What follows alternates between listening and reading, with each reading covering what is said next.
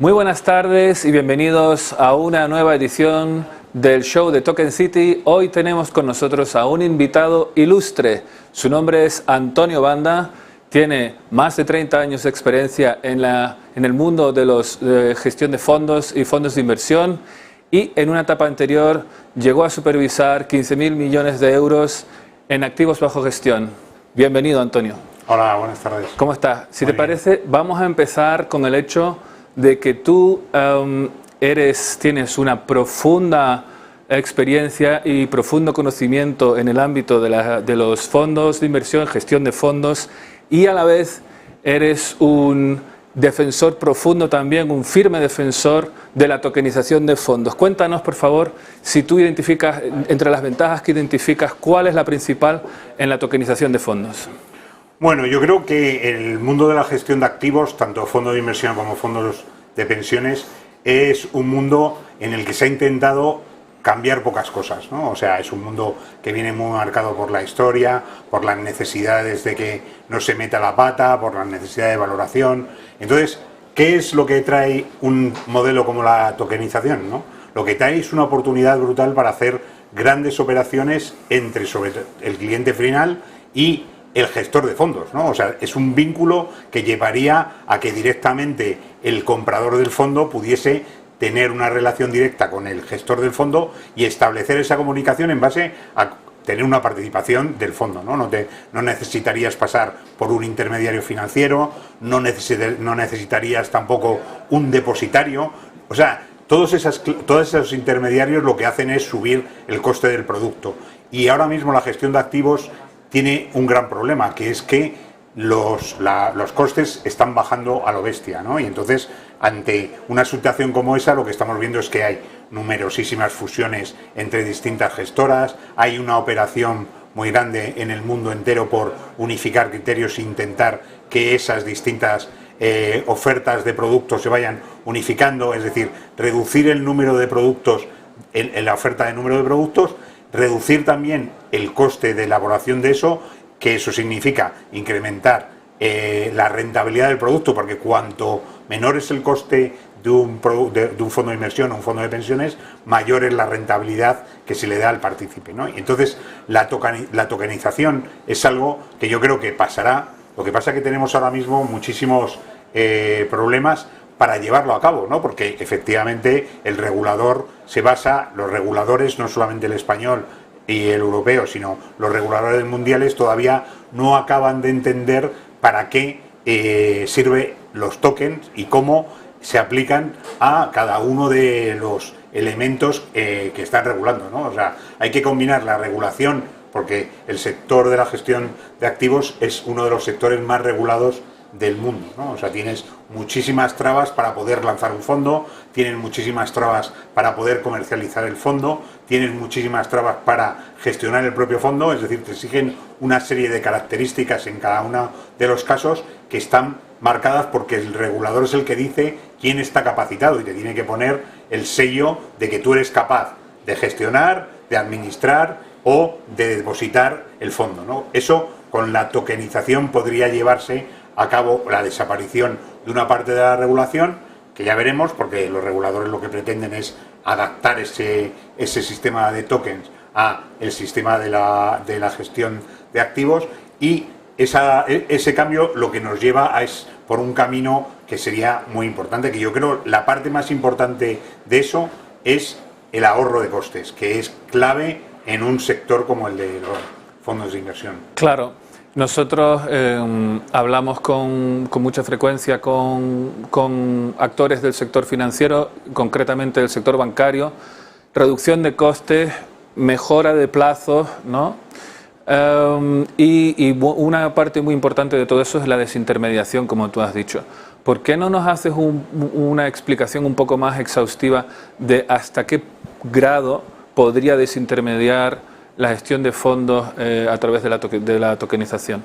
Pues muy fácil, o sea, yo creo que empezando por las distintas rutas que existen en un determinado cliente a la hora de ejecutar sus decisiones sobre la adquisición de un fondo, lo que lleva ahora mismo ese camino, y explicando de una forma muy sencilla, es que tú, cuando decides comprar un producto, te tienes que acercar ahora mismo a una entidad financiera, darte de alta, cumplir con sus requisitos, y una vez de que tienes el dinero disponible para hacer esa adquisición, tienes que lanzar una orden, esa orden la tiene que recibir el intermediario financiero, y una vez recibida la pasa a la plataforma que va a ejecutar la orden, y esa plataforma se la lanza a la gestora de activos. La gestora de activos recibe la orden, la ejecuta por el valor liquidativo de ese fondo y devuelve la ejecución primero al intermediario financiero, y tiene dos patas ahí. Una, el depositario de la posición, es decir, la orden está marcada. En el caso de los fondos de inversión es una posición electrónica, pero en el caso del mercado español, aún así tienes que tener un depósito en una entidad financiera, porque esa entidad financiera está deseando cobrarte por ese depósito, ¿no? O sea, por depósito o custodia de la posición. Y además tienes que tener el intermediario financiero, que es el que recibe la información y te la transmite a ti en tu saldo con la entidad. Ahí además hay un requisito muy importante, que es la fiscalidad, ¿no? Los fondos de inversión y los fondos de pensiones en España tienen una fiscalidad preferente, que consiste fundamentalmente en que tú puedes traspasar el dinero que tienes invertido en un fondo a cualquier otro fondo que esté comercializado en España, con las características fundamentales, que es que esté aprobado por el Ministerio de Hacienda como un fondo traspasable. Ese fondo traspasable está listado en la CNMV, y todos aquellos que se consideran traspasables son fondos a los que tu dinero puede ir y traspasarse de un sitio a otro. Esto, que es una estructura bastante complicada ahora mismo, la hacen complicada los propios bancos, porque en cada uno de estos pasos normalmente hay un beneficio económico, y eso es lo que hace que todo este negocio, pues además de mover ahora mismo en el caso de fondos de inversión, más de 400.000 millones de euros, y en el caso de fondos de pensiones, más de 130.000 millones de euros, significa que es una estructura de más de 500.000 millones de euros, que si calculamos con un ingreso medio por producto de un 1%, estamos hablando de casi 5.000 millones de euros de rentabilidad bruta sobre todo este negocio, ¿no? Pues es una rentabilidad importante en la que se pelea todo el mundo. ¿Qué marcaría una tokenización? Pues fundamentalmente la salida de las finanzas centralizadas para pasar a unas finanzas descentralizadas, en la que directamente el inversor vería una oportunidad y lanzaría su compra con la entidad que estaría y habría lanzado el token, y directamente serías capaz de, sin más intermediarios, tomar una posición en el activo que quieres invertir. Ahí es verdad que la regulación tiene que intervenir, porque podría dar motivo a muchísimas estafas, a muchísimas cosas que en este negocio siempre es lo más problemático. Es decir, hay mucha gente muy lista que trata siempre de ser los más listos y estafar a los demás su dinero, ¿no? Por lo tanto, aquí es verdad que el regulador tiene que tener una parte, es necesario que el regulador intervenga para que veamos quiénes son limpios y quiénes son sucios, y desde luego que quienes sean limpios, que tengan muchísimas oportunidades de hacer un crecimiento en un negocio que yo creo que claramente es un negocio ahora mismo que va a ir con crecimientos muy importantes. Muy importante. Bueno, entiendo la crítica hacia la intermediación exagerada, ¿no? Para obtener beneficios. También es verdad que el sistema actual pues ofrece muchas garantías, y está, digamos que la razón explícita para la complejidad y las capas regulatorias y tecnológicas, que por otro lado hay que decir que la capa tecnológica pues es de hace ya mucho tiempo, pero el objetivo final de todo eso al final es la estabilidad del sistema, la protección del inversor, ¿no? Desde ese punto de vista es comprensible que desde el punto de vista regulatorio se diga, tenemos aquí una tecnología que es capaz de eliminar de un plumazo numerosas capas, una porción importante del sistema financiero tal como lo tenemos organizado. A la misma vez el potencial es enorme. Tú y los reguladores pues digamos que probablemente vaya en su naturaleza ir con pies de plomo, ¿no? Desde esa perspectiva, pues bueno, nosotros en Token City estamos ahora trabajando con la CNMV en su sandbox. Existe la regulación del régimen piloto a nivel europeo.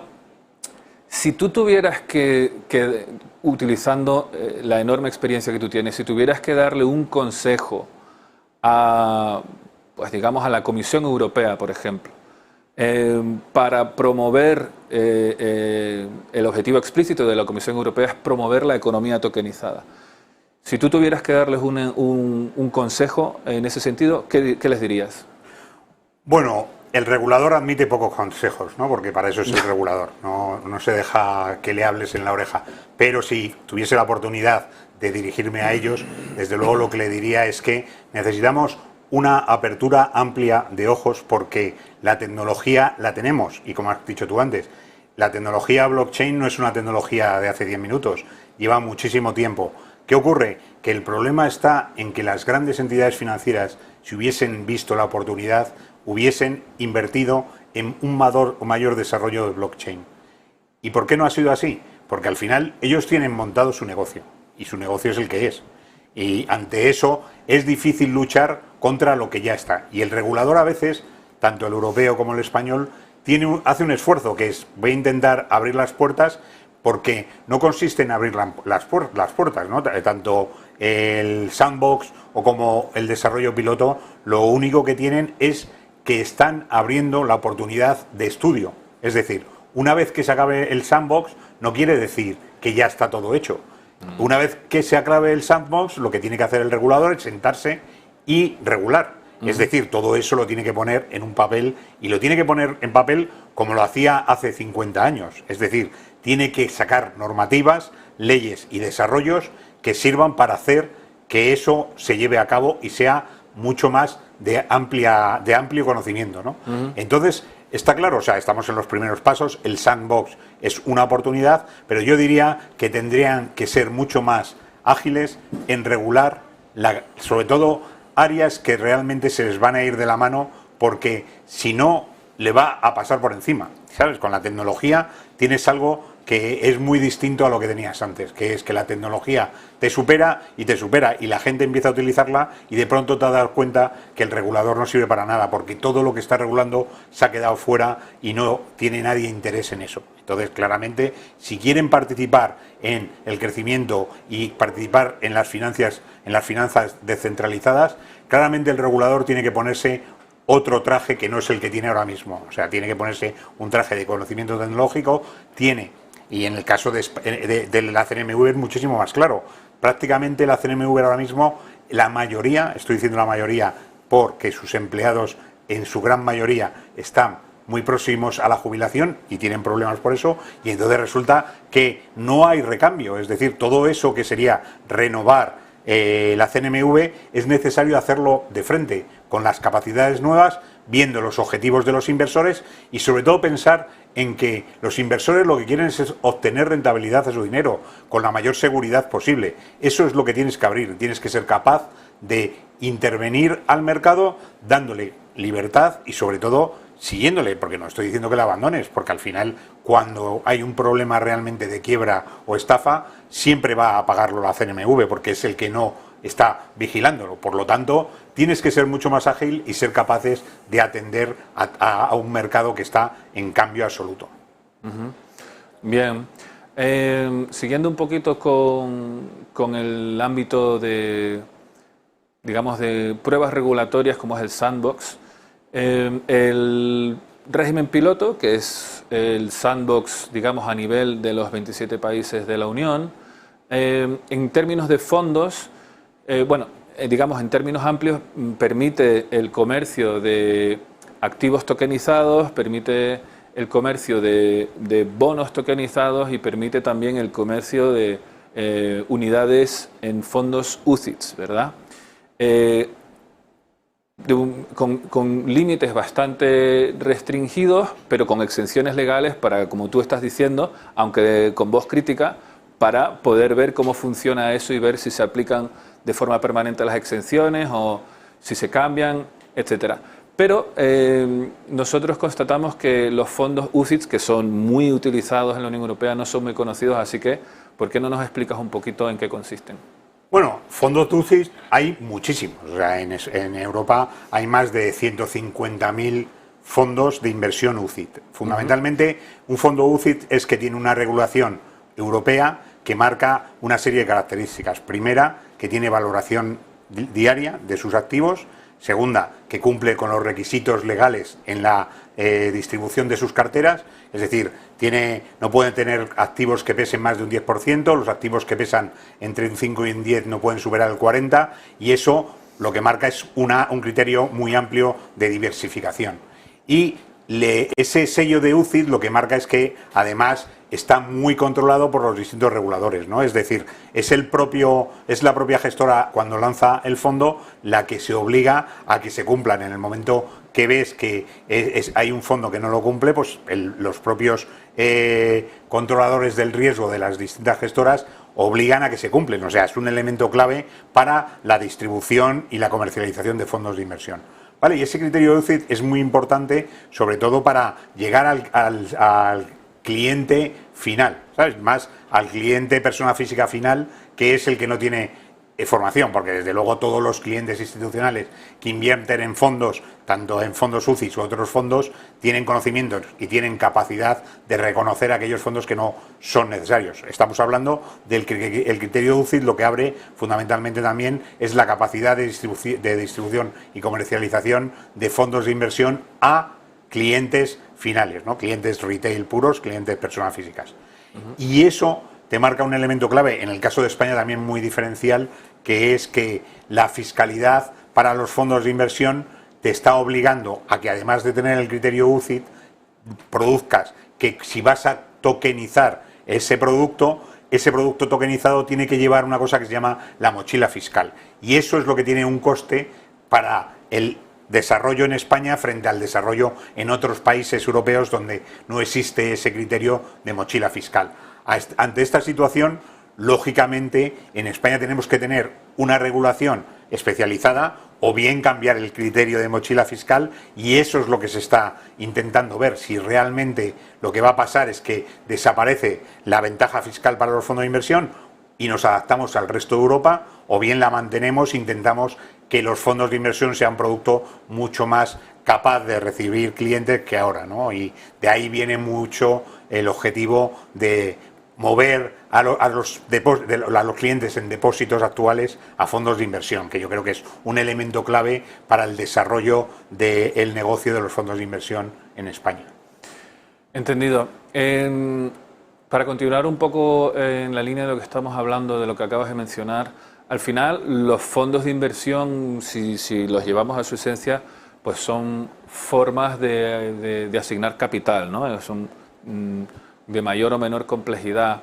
En ese sentido, ¿cómo ves tú o cómo te gustaría a ti ver la evolución del sector en términos de evolución, de adopción de la tecnología blockchain, y cómo ves tú en un futuro en el cual la tecnología, hayamos realmente actualizado nuestra tecnología del sector financiero?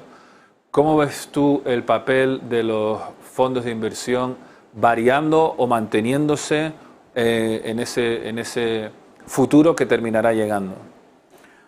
Bueno, claramente los fondos de inversión son ganadores absolutos en el modelo de asesoramiento para inversores, ¿no? O sea, el fondo de inversión tiene una característica que es que está gestionado por profesionales que conocen el mercado, conocen las capacidades y hacen un esfuerzo por ver dónde van a invertir y si esa inversión tiene valor.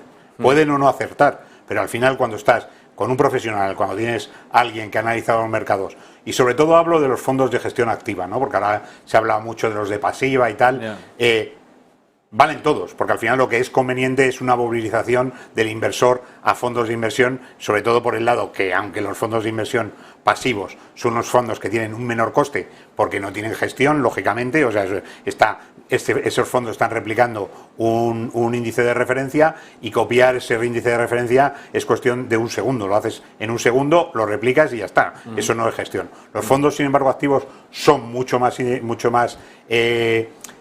consumidores de inteligencia, ¿no? Porque al final tienes gente que se dedica a analizar los valores y decide cuáles son las carteras, pero también a la hora de vincularlo con la tecnología es muy importante que las gestoras de fondos sean capaces de hacer ese cambio. Y no consiste en hacer una gran inversión. Yo creo que la evolución hacia blockchain, cuando la vemos ahora comparada con lo que era hace 10 años, los costes pues son prácticamente un 5% de lo que era, y lógicamente van a bajar también. ¿Por qué? Porque la tecnología, con el paso del tiempo, lo que hace es abaratarse, y entonces con una tecnología barata, con las mismas capacidades, lo que vas a tener es una oportunidad de hacer una especie de conexión entre el cliente y el producto, y directamente tener tú donde tú quieres estar, o bien donde tú quieres estar porque tienes un asesor que te dice dónde tienes que estar, y estar invertido a través de una forma muy sencilla, rápida, que es lo que marca el proceso de tokenización y blockchain, ¿no? Claro.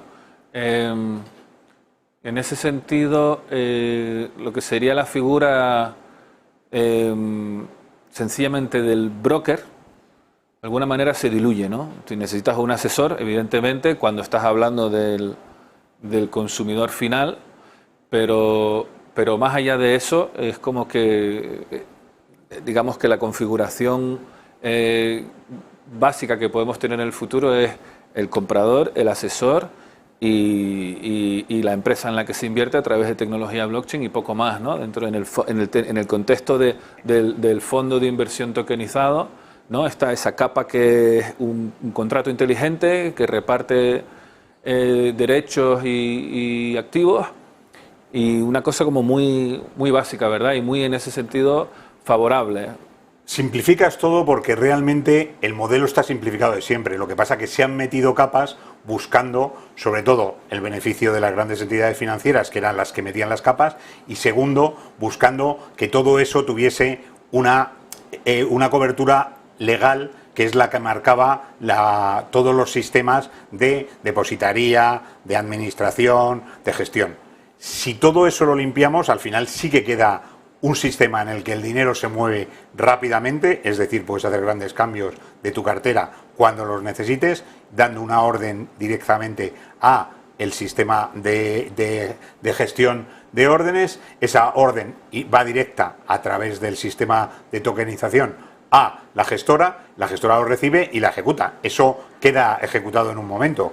Y efectivamente lo que sería el intermediario, el broker o la entidad financiera que se pone en el caso de los fondos de inversión en medio, desaparecería. Eso implica, primero, reducción de costes, y segundo, también una relación muy directa entre el inversor o su asesor con el gestor del fondo. Exactamente. Muy bien. Una pregunta más que te quería hacer. ¿Cuál dirías tú, hemos hablado de simplificar, desintermediar, de encontrar eficiencias de costes y de tiempos? Y en ese contexto te quería preguntar, haciendo uso de tu experiencia, ¿cuál dirías tú que es el principal desafío con el que se encuentra hoy un gestor de fondos o la industria como tal? Hombre, el principal desafío es la falta de interés del inversor, ¿no? Porque tienes sobre todo un elemento clave en todos estos, que es el mercado, ¿no? El mercado funciona por su lado, no hay nadie que entienda qué es lo que va a pasar en el futuro, y por lo tanto hay mucha gente que, sobre todo el año 2022 fue un año muy malo para todos los activos financieros. Entonces hay mucha gente, y insisto en que España está sufriendo eso porque tenemos unos inversores que no podemos llamarlos ni inversores, que son gente que está metida en un depósito en su banco donde no le pagan nada. O sea, que eso no es una inversión, eso es una tokenización del dinero en un modelo sin rentabilidad. Lógicamente, el cambio que viene aquí es de ser capaces, sobre todo, de educar en finanzas a los inversores, que sean mucho más abiertos de mente, que sean capaces de entender las cosas. Y no es cuestión de que tengas que dedicarle a esto 5 años de estudio, sino de dedicarle muy poco tiempo, el mismo que dedica la gente a comprarse un ordenador, a comprarse una televisión o a comprarse unas ruedas de coche. Hay mucha gente que le dedica mucho tiempo a estudiar cosas y, sin embargo, la decisión financiera de su dinero la toma cuando llega al banco y en el banco le dicen tengo este producto. Ahora mismo tenemos en el mercado español los productos de vencimiento en los fondos de inversión a vencimiento, que son unos productos que no son no son un fondo de inversión, es un bono replicado como un fondo de inversión que nadie en el mundo es capaz de venderlo como un producto de fondo de inversión. Y sin embargo aquí lo habíamos conseguido reducir en los años anteriores y ahora estamos volviendo porque es un producto muy cómodo para vender en las redes comerciales de los bancos, porque no tienes que dar ninguna explicación. Este fondo tiene un vencimiento 2027, vas a tener una rentabilidad entre el 1,5 y el 2,3 y ya está, no tienes que dar más explicaciones. Eso no es formación financiera. No. La formación financiera es tener capacidad de relacionarte con tu cliente, hacerle una evaluación de qué riesgo es capaz de asumir y luego ofrecerle una serie o una gama de productos que resuelvan sus necesidades. Y hay que enseñarle también la posibilidad de que pueda perder. Porque el mercado es así, puede ganar, pero también puede perder. Y en ese contexto, si tú quieres buscar rentabilidad, pues vas a tener abiertas las dos opciones. Y ese es realmente lo que hace falta para que esto tenga un mayor desarrollo. Que el inversor final, ese que está sentado en el depósito, sea capaz de entender que tiene que cambiar eso. Sí, ahora que lo dices, recientemente ha sacado el Foro Económico Mundial un estudio en el que menciona que uno de los grandes retos es la educación del inversor y mencionan pues la necesidad de empezar, digamos, pues no te voy a decir en etapa escolar, pero sí en etapa temprana a desmitificar un poco pues el riesgo, el hecho de que que se puede tomar una decisión que puede conllevar cierto riesgo, pero que si basta con que no, que una cosa es perder tu casa y otra cosa es perder un dado, ¿no? Pues basta con tener cierto criterio y hablan de eso, en el Fondo Monetario Internacional, de que es muy importante la educación del inversor final. Y en términos de la tokenización, pues es crítico, por supuesto, porque, como tú mencionas, puesto que permite el contacto directo con el inversor, con el usuario final, el inversor minorista, como quien dice, pues sí que es fundamental, hay mucho camino que recorrer ahí. Nos estamos quedando sin tiempo y me gustaría, sin embargo, ofrecerte la palabra para que nos cuentes a qué te dedicas ahora, en qué proyecto estás exactamente o lo que tú prefieras. Bueno, nosotros en Philcapital, que fuimos el primer robo-advisor aprobado por un regulador en Europa, lo que hacemos es asesoramiento en fondos de inversión, ¿no? Nuestros clientes, a través de un sistema en el que utilizamos 4 algoritmos cuadráticos encadenados, le hacemos y le acompañamos para saber primero cuál es su riesgo, cuáles son sus capacidades de inversión y le ofrecemos una cartera en fondos de inversión que ejecuta en su banco, ¿no? ¿Qué es lo que somos? Realmente somos médicos de las finanzas que lo que buscamos es que nuestros clientes tengan un buen perfil de riesgo, es decir, el que necesitan tener, y que eso implique no tener miedo a invertir, ¿no? Que es también una de las facetas a la que más nos dedicamos, que es formar financieramente a nuestros clientes para que sean capaces de saber si tú eres un cliente que no eres capaz de perder dinero, pues ya sabes lo que tienes que hacer. Ahora mismo tienen muchas oportunidades, que es quedarte en activos de bajo riesgo y tener rentabilidades como son las de la letra del Tesoro por encima del 3%. Entonces, pues bueno, eso hace 5 años tampoco lo tenías, ¿no? No tenías ninguna posibilidad de no tenías ningún activo sin riesgo que te diese rentabilidad. Entonces, como esto ha cambiado, ahora tienes mucha gente que realmente puede estar invertido en activos sin riesgo y tener rentabilidad. Sin embargo, yo creo que es importante trasladar al inversor, sobre todo, que en el riesgo está la rentabilidad. Si tú tienes una inversión a largo plazo, eres capaz de, además, en un momento dado, cambiar esa visión de tu riesgo, porque es un tema personal tuyo. El riesgo va contigo. Si tú tienes una circunstancia en la que tu situación empeora, pues lógicamente lo que haces es reducir tu riesgo. Si tienes una situación en la que tu vida mejora, pues incrementarás tu riesgo.